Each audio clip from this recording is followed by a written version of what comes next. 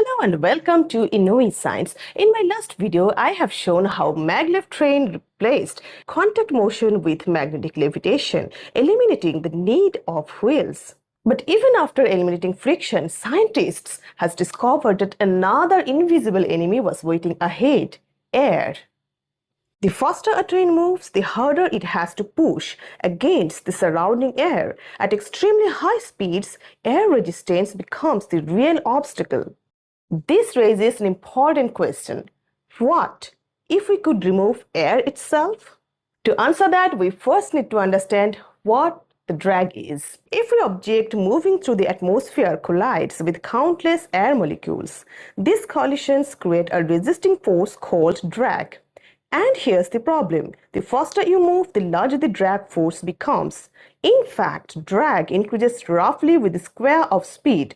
Double the speed and the drag becomes about 4 times larger. Triple the speed and the drag becomes about 9 times larger. That is why airplanes require powerful engines and why high-speed trains consume enormous amounts of energy as they get faster. But speed is only a part of the story. Drag also depends on air density.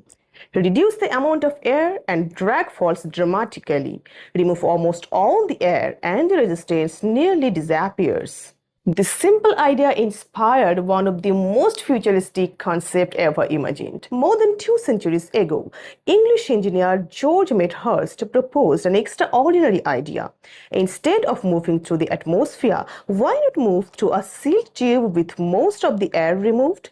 This environment is called a low-pressure or vacuum environment. With almost no air resistance and almost no friction, unimaginable speed suddenly becomes theoretically possible. The dream of the vacuum tube was born. More than a century later, in 2013, entrepreneur Elon Musk brought the concept back into the global spotlight by publishing a proposal called Hyperloop. Instead of creating a perfect vacuum, Hyperloop proposed using a low-pressure tube. Why? Because maintaining a perfect vacuum over hundreds of kilometers would be incredibly expensive and difficult. A low-pressure system would be much more practical. But if the idea is so promising, why don't we have hyperloops everywhere? The answer lies in engineering. The first challenge is maintaining low pressure over enormous distances. Even tiny leaks continuously allow air to enter the tube. A single tube stretching hundreds of kilometers contains an enormous volume. Pumps would have to work continuously to remove incoming air.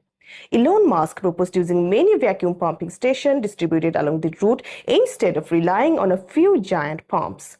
Sensors would continuously monitor pressure and compensate for leaks. However, engineers raised concern. Thousands of seals, expansion joints, maintenance access points, and emergency systems could all become potential leak sources.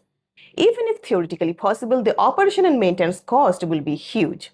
The second challenge is called piston effect.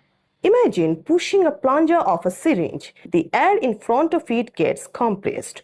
A Hyperloop pod moving through a tube faces a similar problem. As it travels forward, it compresses the remaining air ahead of it, creating drag.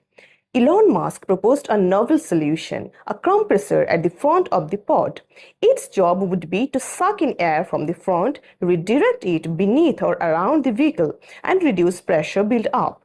The air that is redirected beneath the vehicle used as an air bearing, creating a cushion of air that allows the pod to glide smoothly without contact with the guideway.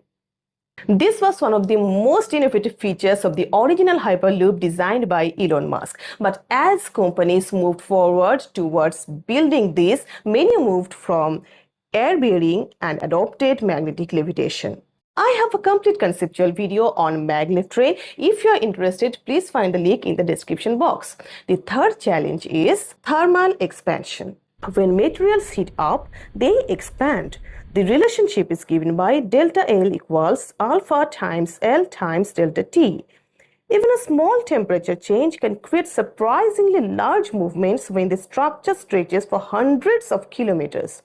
A steel tube exposed to sunlight during the day and cooler temperatures at night can change its length significantly. Over very long distances, the expansion could amount to several meters. Hyperloop proposed using expansion joints, sliding bearings, and roller supports to safely expand and contract with a change of temperature. In fact, bridges already use similar systems. Hyperloop would rely on the same principle. The fourth challenge is involved with the size of vehicle itself. Instead of using a 400-meter long train carrying hundreds of passengers, Hyperloop proposed using relatively small passenger pods. Remember the syringe analogy? A larger vehicle displaces more air inside the tube. That means greater pressure buildup, larger compressors, and higher drag. Smaller pods help reduce these problems. The fifth challenge is energy consumption. The original proposal suggested installing solar panels along the route so that the system could generate a significant portion of its own electricity. Then comes another major issue: earthquake and ground movement. Instead of rigidly locking the tube at every support, Elon Musk proposed mounting the tubes on pylons, allowing sliding of the tube due to earthquake. And finally, perhaps the biggest challenge of all, emergency evacuation. What happens if a pod stops halfway inside a low-pressure tube? How do passengers get out? How do rescue team reach them? The Hyperloop proposal included emergency exits, pressure equalizing sections, and safety systems to stop the pods. However, many transportation engineers felt that evacuation system remained one of the least developed features of the entire system. However, what happened after Elon Musk developed this idea of Hyperloop? In 2013, he published the famous 57-page Hyperloop Alpha white paper and made it open source, encouraging others to develop technology. In 2016, SpaceX built a 1-mile test tube in California for student pod competitions. Then in 2020, in November, a historic milestone was achieved. Virgin Hyperloop conducted the world's first human Hyperloop test. The track was only 500 meters long. 2 company employees stood inside the XP2 pod. The ride lasted just 15 seconds, and the pod reached a speed of about 172 kilometers per hour. The tube operated at low pressure, drastically reducing aerodynamic drag. The system used is magnetic levitation.